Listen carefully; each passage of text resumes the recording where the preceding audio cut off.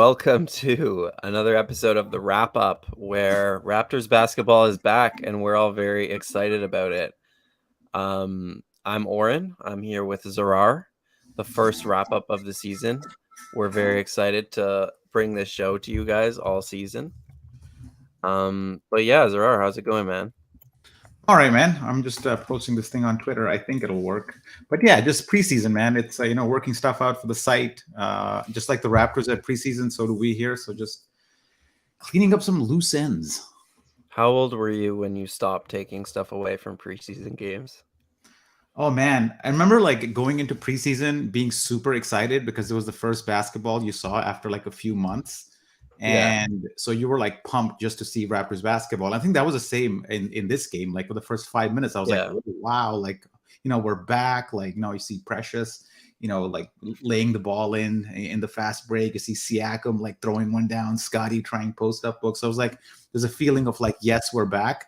But then especially with today's opponent, with the Jazz and their like 8 first-round picks, it's like, man, we really can't read too much into this. But I guess what you sort of can comment on is like the confirmation of this idea that Fred really is off the ball, and the majority of the ball handling will be done by some of these 6'9" lankers. Yeah. Yeah, no, I wanted to start with like general takeaways before we start talking about individual players, but I was only last years old when I learned not to take stuff away from preseason. I remember Svi was lighting it up. I remember OG was shooting like off the dribble threes, like easy, everything's going down. Um, those are a couple of the takeaways I remember, and then those things just not happening in the season. So yeah, definitely skeptical about some of the stuff we thought. Also, like you said about the Jazz, their starting lineup is legit. Like they got Conley, they got some pros, but as it diluted into the bench and especially the back of the bench, it gets really dark on the Jazz. And it's no wonder the Raptors like killed them in the second half. Having a bench of guys who have kind of been playing together now for at least a year together, second year guys in the NBA compared to a hodgepodge of like second round picks and undrafted guys from the Jazz. Especially the second half, really hard to take much away. Yeah, I mean, what do you look when you look at the Jazz? You just like you look at who their best players on the court were. Like Markkanen had a pretty good first half. The only takeaway from the Jazz perspective was like, man, it'd be nice to have Markkanen on the team. Like that was my prevailing thought in the first half. Was like it'd just be nice to have a guy like that on the Raptors who can shoot, move well, kind of versatile, smart, where he can like find the seams or just do the right movement on the court at the right time. So that was it for the Jazz. But it's more about the Raptors, man. Yeah. Freddie like D'ing up, in the first half, like getting in somebody's face. That was nice to watch. So he's ready for basketball.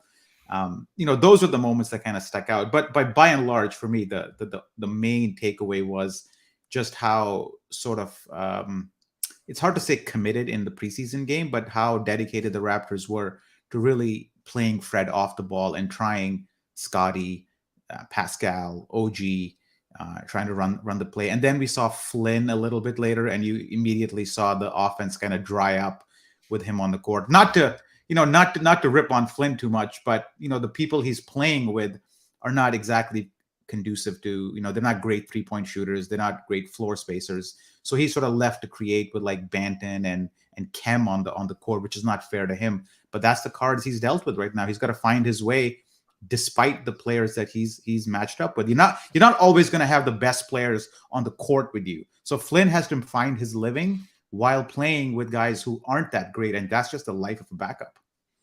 Yeah. Yeah. Before we get into individual guys, like I think that's an interesting point you bring up about Fred staying off ball. And it was also in the lineups they played, right? Like they had, instead of bringing one of Banton or Flynn off the bench first, they had like Thad, Achua, and Boucher come off the bench, and like Boucher and Siakam. Sorry, I mean OG and Siakam and Barnes were essentially the point guards at that point. And you didn't see Malachi until like a little bit into the second quarter, and he really didn't play much in the whole half. So to your point, even in the lineups they played, like there was no room for a real point guard. Um, And that's just kind of, I guess, how they want to run their offense this year is just with a bunch of guys who are big, who can handle it a little bit, and not a whole lot of pick and roll. And yeah, it's interesting. Um, I don't know if I have much else to say about. No, I was gonna say like it felt to me like everyone was really passive in the sense of like everyone wanted to share the wealth. No one was really trying to get their own, especially in the starting lineup. And so that's why I'm skeptical about what you're saying. Like maybe Fred was just happy to kind of sit back today, but maybe when the game gets tough and they really need something, he's gonna still be like, ah, screw it, give me the ball. Let me get mine. I don't know yet. Yeah, yeah, it could be. I'm just trying to map what's being said in training camp to what I see on the court. So when Nick Nurse makes a comment like, "Yeah, Fred's Yeah. more off the ball," obviously you're going to pay attention to when Fred's off the ball. And I think every Raptor fan that I have talked to, or even the people who comment here and there, they all seem to be a pretty big proponent of having and utilizing Fred's great 3-point shooting Yeah. before they utilize his playmaking. Forget about off the ball. Just order of preference of Fred's skills seem to be spot up shooting before playmaking. Of course, but the rebuttal to that would be that the Raptors had 9 turnovers in the first quarter without Fred handling the ball. Like, they were just throwing it away at will, and I think, like, I trust Scotty and Pascal to make better decisions than they did. It's a preseason game, but, that is a thing about having a traditional point guard hold the ball is you take care of it, especially Fred. He takes care of it better than most guys in the league. So I actually think that's an interesting thing to watch out for. The more he's off ball, the more turnovers this team probably throw. And they won a lot last year by being the team that had the more possessions, right? They won that battle every night. But if you all of a sudden throw as many turnovers as you collect on the defensive end, you're no longer winning that battle as much. So I guess that's something to watch out for. But that's the price you Um, pay. That's yeah, the price you have to pay for trying to change the way the game is played compared to how it's traditionally played. Traditionally, you have a point guard, low center of gravity, good ball handling skills, and there's a lot of advantages to that. If you go this way, you should expect the turnovers to go up. I think that's a yeah. really good point. It'd be interesting to see how the Raptors turnovers. I don't know what that trend looks like this year. I think you're right; they will go up, but I think that's part of the growing pains of going this route. Fair, yeah. Phoenix, welcome back to the show. One of our most loyal listeners, Phoenix Plazy. To this point about the second unit's offense not looking great. I think going back to camp too, and we saw this in the first quarter. My general takeaway from this game was going to be that like the starting five, those guys offensively are just humming already. Like they threw too many turnovers and they missed a lot of threes. So if we're just going by results, not great. But if you look at the process for a team at this, at this stage of the season, it usually looks really ugly. And I thought that those five were really moving the ball well. Same with the open practice in Victoria yesterday. They're really moving the ball well. They're unselfish. They're making the extra pass. They're just creating really good looks for themselves, despite not having that like elite shot creator. Um, and I do think that's an advantage of like playing together all summer. And I asked like Gary Trent about this, and it's it's hard to be like Rico Hines runs. They're gonna pay off. Raptors are gonna win a bunch of games early in the season. Like I don't believe that, but I do believe like okay, they had a full year last year to play together and a summer on top of that, and now you go into a season that actually is a bit of an advantage. And I thought it looked like it with the starting five. What did you think of that group? I think the starting five. What I noticed was how the defensive havoc they created against the Jazz. In fact, not just the Okay. starting five. I think even when Delano came into the game, he got a couple of deflections, a few steals. I think just by like putting his hands up at the right time and going into the passing lanes. So I thought they were defensively very in tune with each other than you would Yeah. expect this early in pre or in the first game of preseason. But I think that you're right. I think that is a factor of playing together all of last year and sort of Nick Nurse being a kind of defense first coach. He probably has focused on that and more. Like he's all about defense. So I would expect the Raptors to improve their defense. I mean, let me pull on that defensive thread a little bit. What Mhm. did you think of the aggressiveness in the closeouts, the good old closeout aggressiveness? All last year we talked about how aggressively the Raptors close out and how it leaves them sort of vulnerable. I thought our closeouts were much more contained. I don't know if that's part of the nobody can see that box score, Kian. I don't know what that is. No, no, that's Yeah, okay. He figured it out. he's gonna Well, we got a new producer, Kian Haddad joins us. yeah, He's everyone welcome our new producer, Kian. He's yeah, gonna be helping us out all season. yeah. Happy to have him. So yeah, I thought the Raptors' defensive closeouts were pretty good. The offense, as you said, 9 turnovers. I didn't think the offense was really humming. I thought the opponent was quite suspect, so I didn't really read too much into the offense. Well, the But I first thought, half was a real opponent, a real NBA team, the Jazz right now. sure. The But I'm first just saying that's 5. not what I paid attention to. I paid attention to defensively, and I thought they did quite well there. And I like how we sort of seem to have improved in our dribble penetration. Like I think we're containing the ball a little bit better. We're sticking with the man a lot more. I think we're trying to there was at least a couple of plays where we tried to rip the ball out of the would-be driver's hands, and the help really collapsed and tried to steal the ball right away. So I thought we were better at anticipating the drive than we were last season. Again, sample size of one preseason game. Yeah, I mean, I thought the rotations looked pretty crisp. I thought the defensive rebounding was a problem, though, just like it always has been for this starting group. As soon as Boucher and Achua entered the game, it was a new look. And let's talk about the bench. Like I thought when Thad they put all 3 of them on at the same time, Thad, Boucher, and Achua, and it was just like I guess you forget over the course of a summer, but man, that bench is long. They are athletic.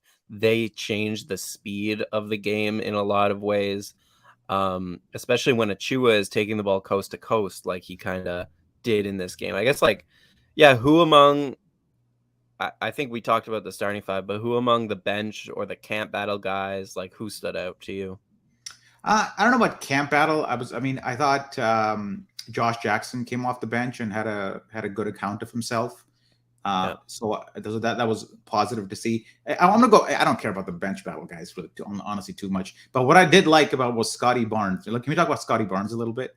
Uh, Yep. Offensive rebounding, positioning, Yeah. Okay. excellent anticipation of the ball off the rim. Found himself in, even first of all, he was in good offensive rebounding position most of the time. But even when he wasn't, I thought his timing off the jump beat the guy who had the better position a couple times, which Yeah. was very Dennis Rodman-ish type thinking on the offensive glass. So that was a sign of maybe growth from Scotty this year. What do you think? Yeah, no, it's actually funny because I had the exact same takeaway with Scotty. Was the only thing that popped was the rebounding on both sides of the floor. Like he was just anticipating it better, getting really high, getting physical. And you need that in the starting group if that group's going to work. You need him to be one of the top 2 or 3 best rebounders because people online were like freaking out about the fadeaway jumper he had and about the post up move where he just bullied a guy into the rim. But it's like, we're forgetting he did that last season. Like he did those exact same moves last season, and it's good. But I'm just saying, like the rebounding was the only thing that stood out to me. I'll do a guy though on top of. I think quickly OG has stood out the last 2 times I've seen him. Like he just looks really bouncy, really comfortable with the ball. The shot looks really, really great, and yeah, it's just nice to see him like fully healthy and everything. I gotta talk about Achua. Go for it. You know me. I mean, this move was incredible. To take the amount of contact he did on this drive, like, okay, in fairness, you shouldn't close out like that. He's not a great 3-point shooter. It's a rookie guarding him, but to take the amount of contact he takes on this drive and to still dunk it is just incredible athleticism. And yeah, if he is going to shoot the 3 ball as well as he did the second half of last season, and he is going to draw closeouts, you saw in this game how he just, to me, the big takeaway was that he's a lot more comfortable putting the ball on the floor and taking a couple dribbles, whether it was in transition or whether it was attacking closeouts like this. Last season, that was a journey every single time he put the ball on the floor. If he can control his handle a little bit, just to make use of that athleticism, I think like we're in for another Achua. Yeah, and it's the 3-point shot really that sets that up because he gets Yeah. this drive because of the guy falls for the head fake, Yeah. and I think And pressures that's a Achua. rookie who shouldn't fall for that. Who shouldn't fall for the fake? And I think this talks about the Jazz's inexperience because they were even biting on Thad Young's head fakes. So there's not, that's the Jazz for you. And I think if you're a Jazz fan, get used to this.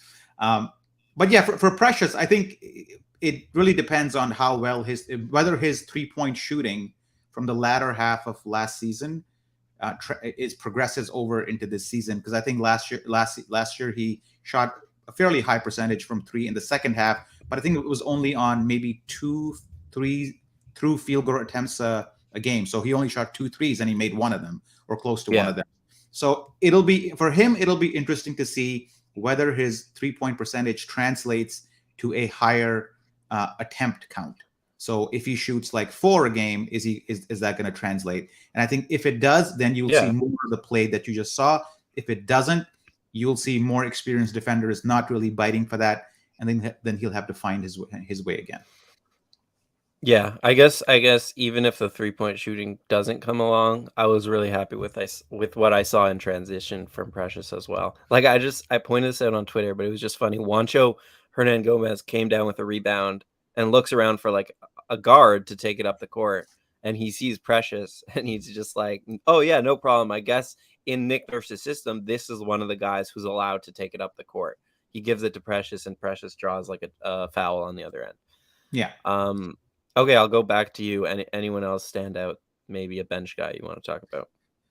I mean, I thought Gary Trent Jr. had heard the fact that nobody was talking about him in preseason, and I thought he came out quite aggressive defensively, very looking for the steal in the backcourt, trying to get the break going.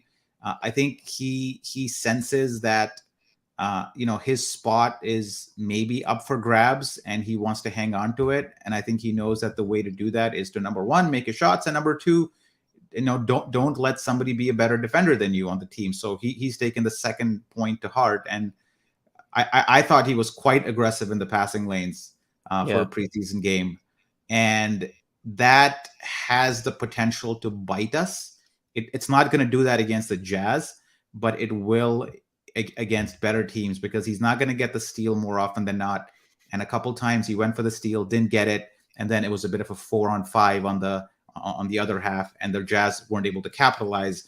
But Gary, just focus more on staying in front of your man than trying to pick off passes.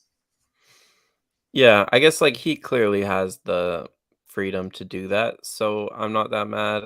I guess just with the starting five, because it feels very much like this is the group that's going to start the year, at least. It's just going to be weird getting everyone their shots, because there was a moment where Gary hadn't seen the ball in a while, and then he got a contested three, and he was just like, "I'm gonna pull up because I want my shots." Like I haven't had. He finishes the game with 5 shots. If we can just pull the box score up, OG only had 2 shots. Um, you know, over the course of a season, that's not enough for those guys. I mean, it's obviously they only played the first half, but I just mean you could tell that when that starting group plays together, it's almost impossible to satiate every guy's scoring load in terms of what they actually deserve and what they've shown they're capable of on a night to night basis, because it's just 5 different guys who can score, and all of them averaged 15 points last season. So I guess that's kind of the Wow. rebuttal. See, I see it differently than satiating their, scoring hunger.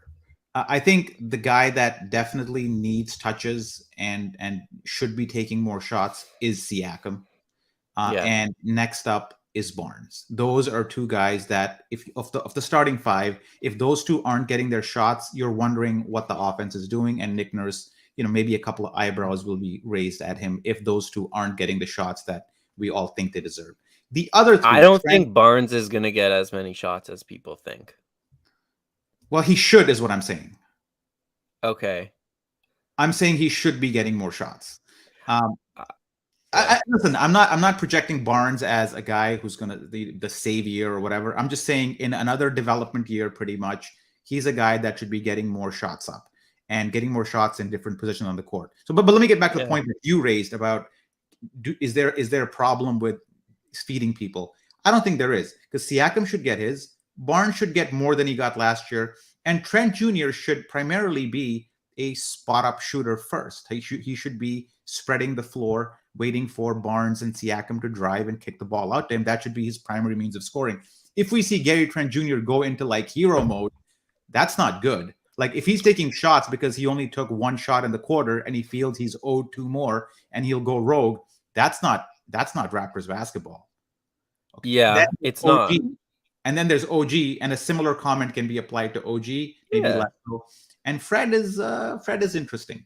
I don't know what to think Fred's about. interesting, you're right, because if he does really take the backseat that he took tonight, 2 shots for him also tonight, then there's more shots for everybody, but I just have seen Fred throughout his career, and when the going gets tough, the ball is more often than not in Fred's hands, and Mm. often when the ball is in Fred's hands, it doesn't even mean you're being selfish, it just means that you are the guy who has to take the shot at the end of the shot clock if nothing else works.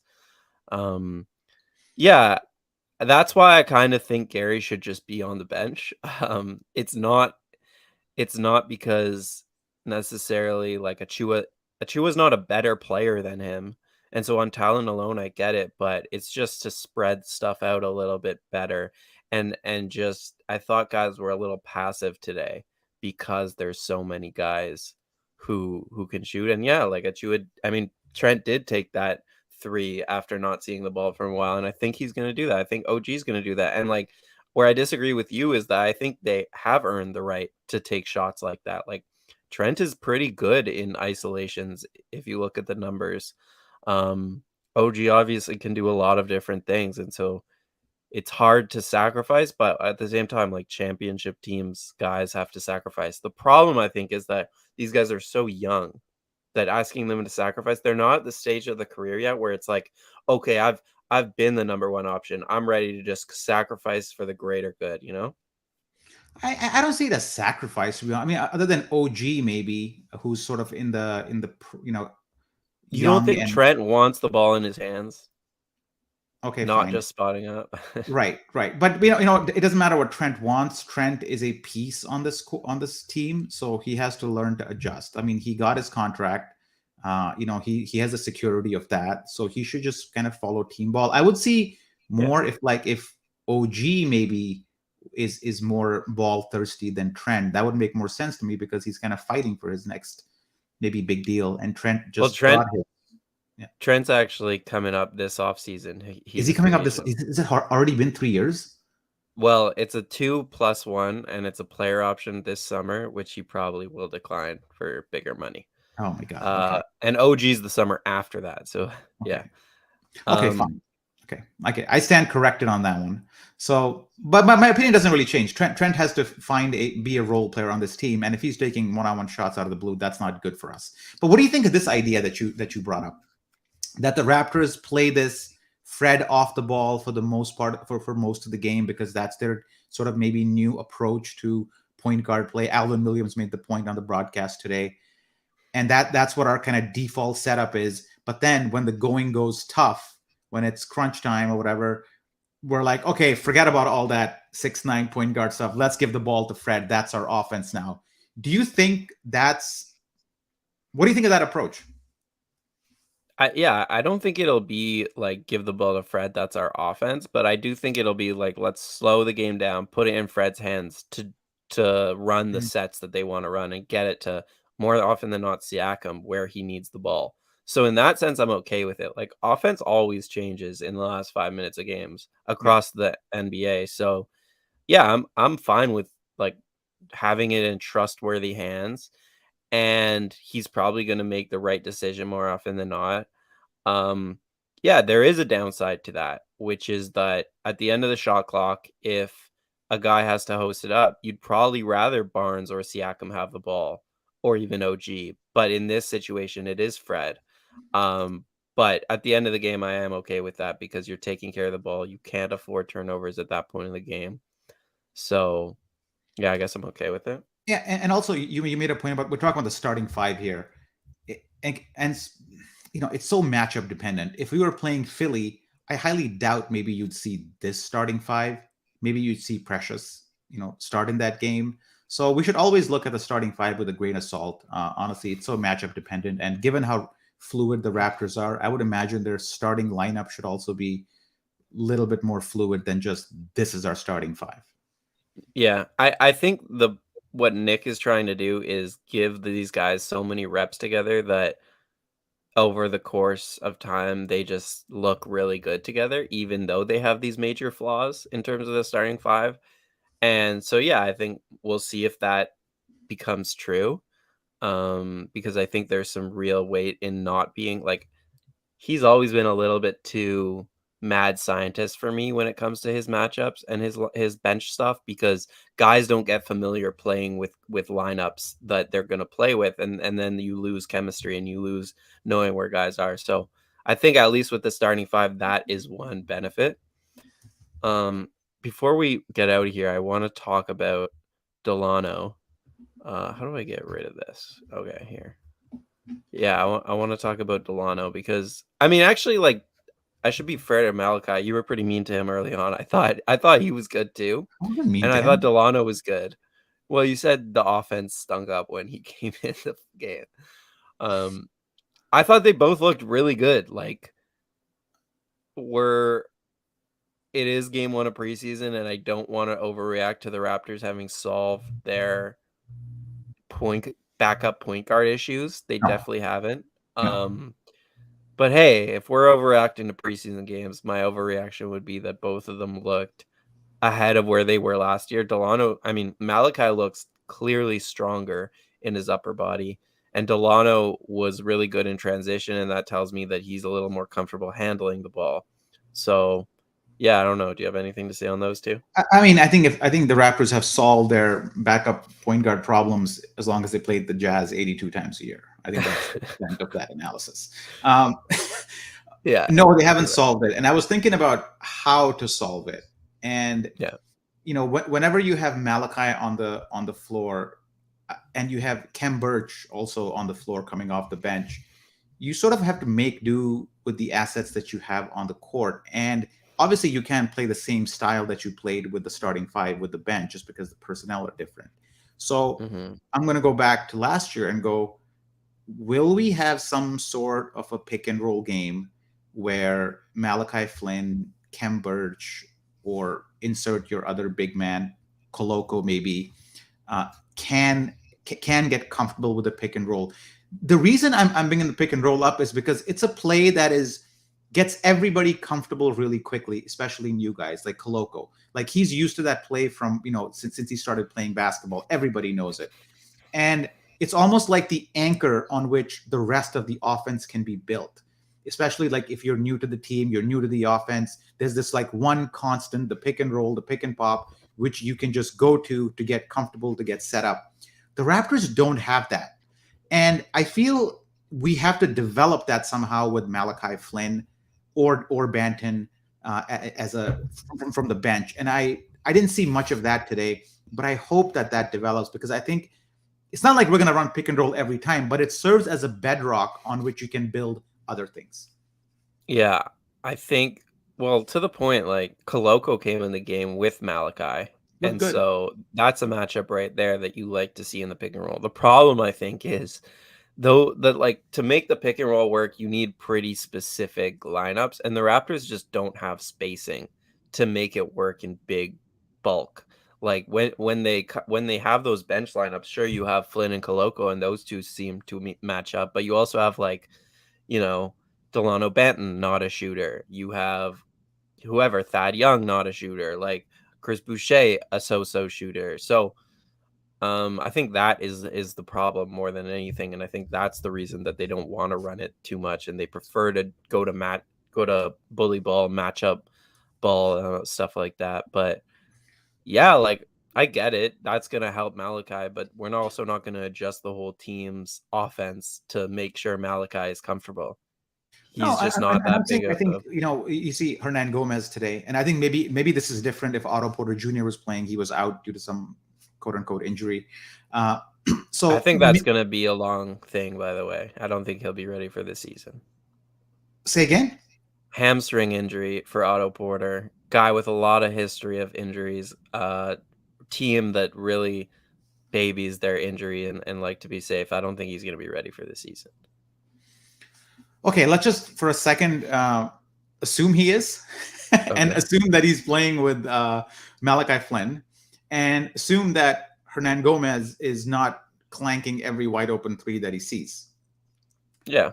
I think in that configuration, a guy like Flynn can be effective because he has shooters on the court.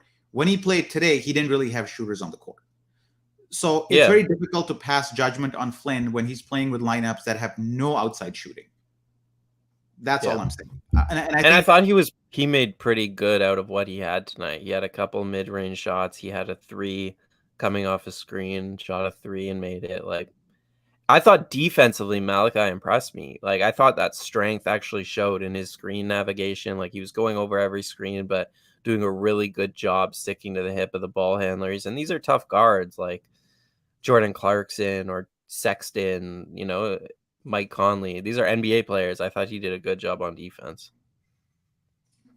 yeah, let's give. Let's check the quick reaction and see what grade Flynn got today.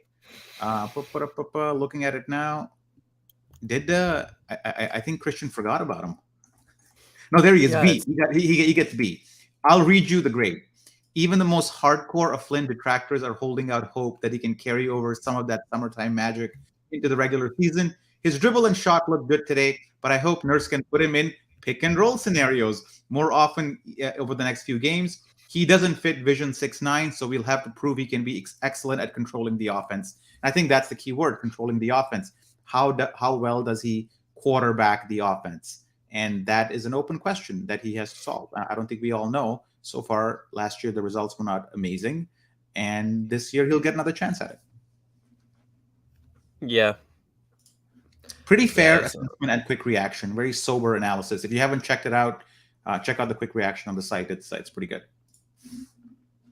Yeah. We're taking questions. If anyone has any, drop them in the chat. I'll say Questions already. Damn. I'll Okay. say Josh Jackson did look really good. A lot of people pointed this out. His defense popped. I just think we are forgetting about Justin Champagny, who is a player that they have invested in, is a guy who had a really good G League season. And yes, he's injured, but like he's been participating, I know, in training camp. So it's not like they're not seeing him. He's just, I guess, too injured to play real against a real team. But he even played in the 5-on-5 scrimmage in Victoria yesterday. Like Justin Champagny is trying out for this team, and I just don't want to forget about him because he's not in front of our eyes.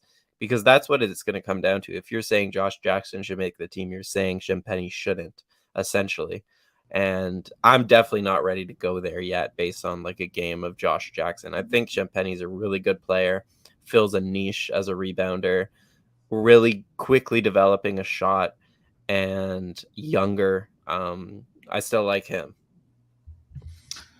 Yeah, nobody jumping into conclusion about Josh Jackson. I mean, I just thought he came in Well, and look at Twitter, man. They are who is people. This no, Twitter nobody sphere. is. Who is getting excited over Josh Jackson? Give me one person. Oh my god, do I really have to go through Oh, the okay. Twitter sphere? Are you talking about? Okay, you said Twitter. Okay, my bad. That doesn't count, man. That doesn't count. That doesn't count. Josh Well, Jackson. Samson just dropped his reaction pod and said Josh Jackson making his case, which is fair. I'm not trying to say he's not making his case. Okay. I'm just saying there's been a lot of talk on the timeline about Josh Jackson. I mean, I'm a big Josh Jackson supporter for many other reasons. So I hope he makes the team.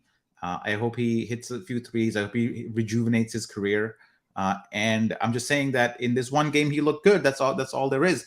I really hope that at some point we see, the preseason turn where these guys get like 30 minutes of run. Like I'd like to see those games where kind of maybe the last two games of the preseason where Nurse kind of Yeah, shuts everybody exactly. down, and all Yeah. these like Flynn gets 35 minutes, Josh Jackson gets 25. Those are the preseason games that I look forward to. And I think that's Yeah. your question to start the show was like, when did you stop paying attention to preseason? I think the answer is I started looking at different things in preseason as I Yeah, got me too. older. Not the main Me guys, but the younger guys. And I almost wish there was a starting like a limit on the starters more than anything. Yeah, my only time where preseason has paid off is watching the other team. I remember watching the Rockets play the Raptors last preseason, and it was disgusting the way that they just didn't care. Like that was their first year of like full tank. The offense was just complete ISO. No one knew what they were doing on defense. I went home and I was like, let me bet the under. paid off. Let me tell you. Um, how many minutes can you see Precious averaging? Could he be a MVP candidate? Speaking of gambling, I put some money on MIP for Precious as well. Um, it's not likely, but the odds were really good. And how many minutes, I think it is a good question. Let me pull up what he averaged last season real quick. 23, Um, 23.6, 23.6. 24. He should get He 3 or could 4 more definitely than that. get, yeah, 28 exactly. Like, and yeah, I do think he could be an MIP candidate because I mean, this stuff is very narrative based, and guys, here's how Precious is viewed around the league. Sorry, man. It made me laugh. Okay, Precious is viewed as a good defender who's still young and makes mistakes, but a good defender. I'm talking about like general NBA fans, and a terrible offensive player. And so if he hits his threes, if he attacks closeouts like he did today, if he attacks in transition efficiently, and if he plays 28 minutes a game, he's going to show the world that he's not an average or good defensive player. He's a great one. That's, I think, the case for him to win MIP. Yeah, I think we talked about it already. He has to hit his threes, which will open up his drive game. It's simple as that. The big question is, can he hit his threes? So we'll find out. If he does, then he should be hitting 28 minutes a game quite easily. Yeah. And I most think there's other routes for him to play a lot of minutes. Like if he just becomes better at catching lobs or catching in the pick and roll and finishing at the rim, that's also a path where he can get better, but he wasn't good at that last year either. So there's a couple routes. Yeah, sure. Let's take some more questions. What Someone's else we got? attacking me for liking Suggs over Barnes. I don't know what this has to do with Precious. I've been on Precious pretty high for a very long time, but yeah, Were I you were like you a Suggs Suggs. guy though? Were you a I Suggs like guy? Suggs. Sue me. I still think Suggs is gonna be good. Is he going to be better than Barnes? No, no, and Okay. I'll take that L. Okay. Okay. All right, relax, Um, relax, man. Oh, Jesus. well, it's a sensitive Touchy subject. subject. Wow. Yeah, Okay. exactly. Um, any other questions you saw? There's like a lot of comments, but oh, here we go. Here we go. Do the Raptors project to be a better shooting and or rebounding team this year? What would need to happen for them to improve in these two areas? Okay. Shooting, they should be better if Otto Porter Yeah, Jr. stays healthy, just because he's going to be taking the shots if he's healthy that guys like Utah or Svi were taking, and none of those guys could shoot. So if that substitution happens and Otto stays healthy, I think I've said that like 8 times now. Um, we should see a improvement in shooting. I'll let you and take on the top of rebound. that, Yeah. no, Okay. and Go on top of that, there's internal development I think you can expect. Like, I think Flynn will have a better shooting year. Banton, I think Boucher really struggled to shoot the ball in the first half of last season. Like, I think, uh, sorry, Barnes, I think should have a better shooting year. I do think you can expect guys' 3-point percentage to tick up from last season, first and second and third year players. The rebounding, no, I don't think they solved that.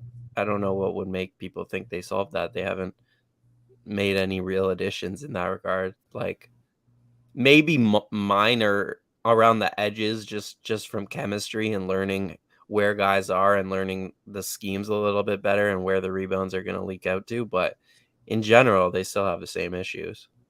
It's only a defensive rebounding problem, but yeah. Yeah, and that I think last year they were dead last or second to dead last in defensive rebounding No, percentage. they finished like 25th or something, but for a lot 25th, of the okay, so season, pretty they were low. bad. But they were at Yeah. the bottom for the majority of the year. Yeah, I don't see that improving too much. Maybe Koloko can do something there if he gets some minutes, but I think that's asking a lot of a rookie. I don't So think no, I don't Koloko's think it's gonna happen. playing very Oh, much. Barnes, but again, how much can you Yeah, rely on the wing to yeah. to make up for your That's offensive why I defect? said like minor adjustments, but he's not going to turn around their defensive No, rebounding problem.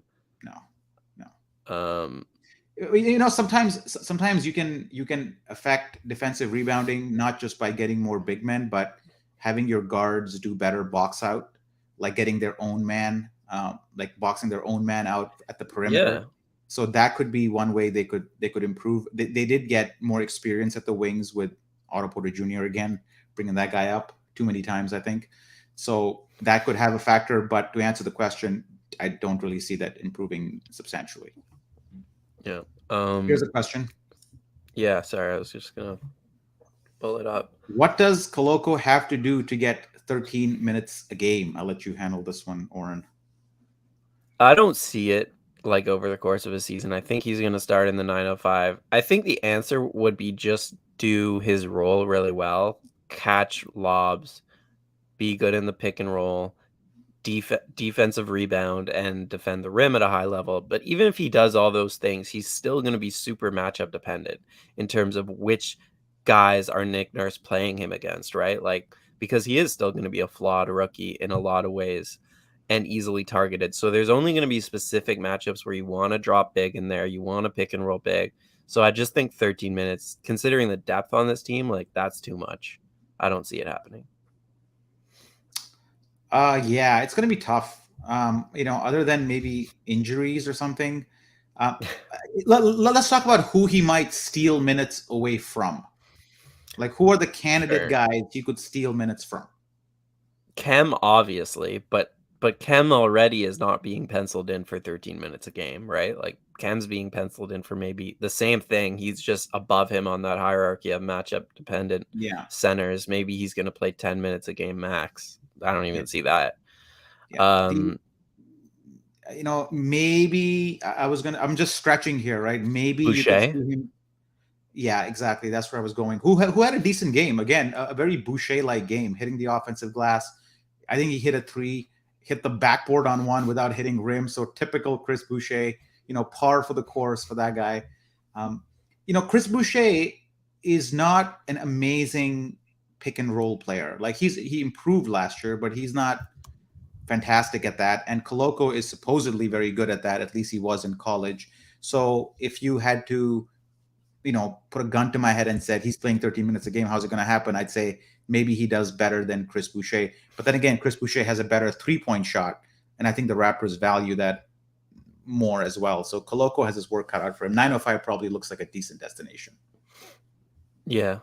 Maybe we can wrap up on this one, unless you have any Well, others I to have get one to. more, but let's just okay. Do you miss Leo Okay, Routins more? no, let's do yours then. Let's do Well, yours no, no, first. let's do we put it up or we just teased it. Come on, I'm gonna No, but answer that. this is like one to go home on. I think it's a little Huh? less Just put it serious. up. Wait, just put it up. All right, let me find it now. Okay, while you find it, I'll put mine up. Do There you it is. miss Okay. Leo Rounds or do you prefer Alvin Williams? Where are you at right now? I don't miss Leo Routins. I No, wish him me either. success and everything and whatever he does. But do I miss a guy who was in my ears for like 20 years? No, I don't. I don't miss him. Um, so Alvin Williams, I prefer Amy Audibert. Frankly speaking, I think her analysis Did is you more hear on. that she left Sportsnet? Where does she go now? She hasn't announced it, but excited for her. She's joining Raptors Republic. Uh, uh, wherever she goes, I'm just saying that I preferred Amy Audibert. I thought she very keen basketball mind and really made you see things that you did not notice on the court. I think Alvin Yep. Williams' strength is that he was there as a player, so he has a different perspective that Amy Audibert will. But I find Alvin's stories are like very dated because I remember seeing Alvin play. Like I know the era he's talking about. Like I've seen every single Alvin Williams game and I know what kind of player he was. And when he makes a comment on a certain game, like, oh, like that series in Detroit, you know what I mean? Like I know what he did in that series and what his role was. So I automatically like, you know, maybe kind of take away some of the commentary or like discount it by some degree Yeah. because I've seen him play. So yeah, to answer the question, no, I don't miss Leo Routins. I do prefer Alvin Williams over Leo Routins. Me too. Me too. I think Alvin is getting better at like just just being on TV and not like stumbling over Yeah. his words as much as he was last season. And so I'm curious to see if the basketball analysis now gets better as he gets more comfortable just talking about that kind of stuff. Mhm. Um, but yeah, we'll see. I'm willing to give him another season, you know? Okay, let's do one more. Let's do one more. Do you Oh, agree with this? The ceiling. Okay, I don't know. There's a grammatical error here, man. Grammatical errors throw me off big time. You read. You read it, Oren. do you agree the ceiling of this team is reliant on how well Scotty can draw in help and how Precious can attack closeouts and sustain good shooting? I just think that's too reductive. Like the ceiling of this team is dependent on so many other things. These are just two very specific skill sets on two of the most important young players.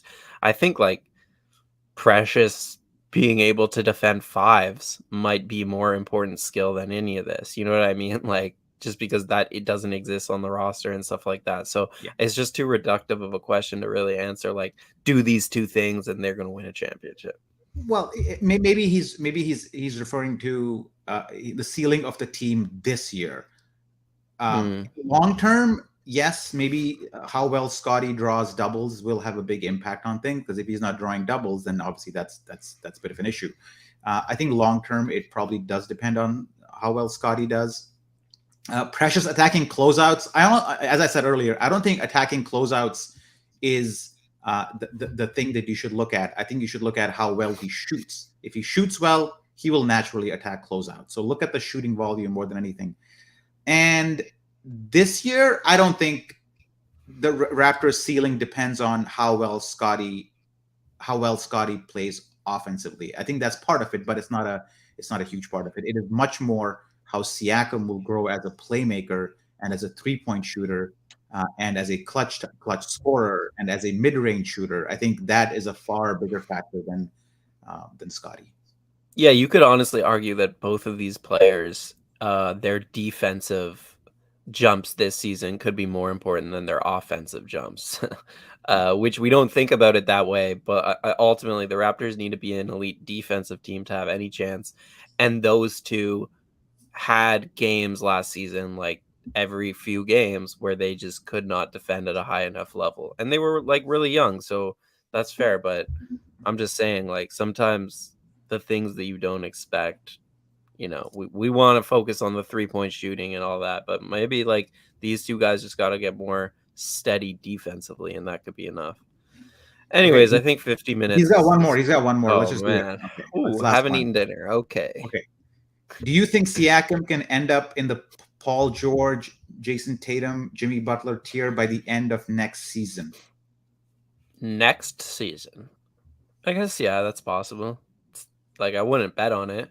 I mean, I wouldn't bet Um, on him being as good as Jimmy Butler. Jimmy Butler is a freaking exactly. monster, Butler's in man. a different league. I mean, Jason Tatum has.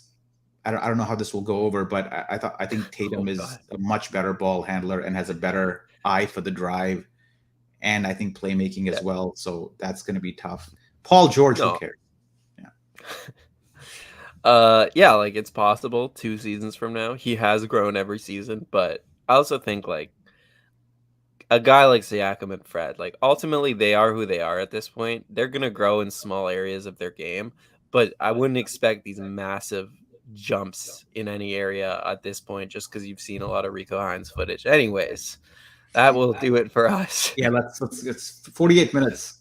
I got to do a lot of programming. The quick reaction tool is broken. I got to go. I think it's an Oh all-nighter man. for me tonight. Yeah. Oh, Zarar's busy. Like and subscribe to the video. We're going to be doing these after each and every Raptors game. If you're new to the show and this is your first time listening, yeah, subscribe to the RR YouTube channel, where again we do this live after every show, and it's usually not just me and Zarar. Usually there's 3 other fun-loving guys who pop their heads in and talk about the Raptors. Sahal So couldn't make it. Sahal couldn't make it. He's still licking his wounds from a weekend drubbing at the hands of the Gunners. Should say 3-1 oh Arsenal god. over Tottenham, North London Okay, Derby. Let's get great. out of here. All right, thank you all. Thanks to our producer, Kian, and we'll see you next time.